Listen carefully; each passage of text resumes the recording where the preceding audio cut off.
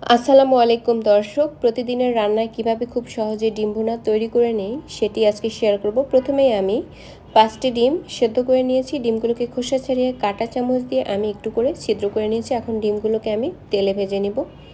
আর ভাজার সময় অল্প একটু হলুদ গুঁড়ো আর একটু লবণ কিন্তু আমি এখানে ব্যবহার করব, যাতে ডিমে খুব সুন্দর একটি কালার আসে। আর ডিমগুলোকে প্রায় 6 থেকে 7 মিনিটের মতো বা 5-6 মিনিটের মতো ভেজে নিলেও চলবে।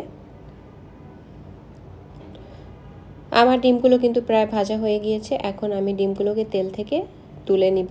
আর একই তেলের মধ্যে আরও অল্প একটু তেল অ্যাড করে দিয়ে এখানে আমি অ্যাড করে দিব 1 কাপের চেয়ে একটু কম পেঁয়াজ কুচি।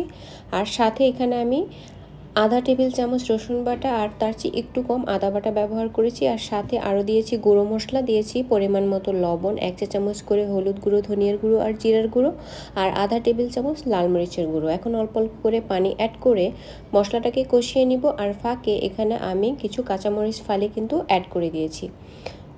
আর যখন মশলার উপরে খুব সুন্দর করে তেল জেগে উঠবে ওই পর্যায়ে আমি অ্যাড করে দিব পানি। তো আমি এখানে পানি অ্যাড করেছি। মশলার সাথে বেশ ভালো করে মিশিয়ে দিয়ে হাই হিটে রান্না করে নেব যতক্ষণ না পানিটা ফুটতে শুরু করে এবং ঝোলটা আরও একটু কমে আসে। তো ঝোলটা যখন একটু কমে আসবে ওই পর্যায়ে কিন্তু ডিমগুলোকে অ্যাড করে দিব। প্রথমে কিন্তু ডিমগুলো অ্যাড করব না।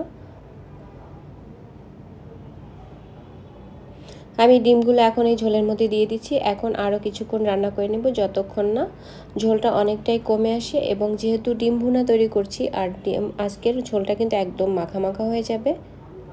তো এখন আমার ডিম ভুনাটা একদম রেডি হয়ে গিয়েছে আর উপরে খুব সুন্দর করে তেল জেগে উঠেছে। আমার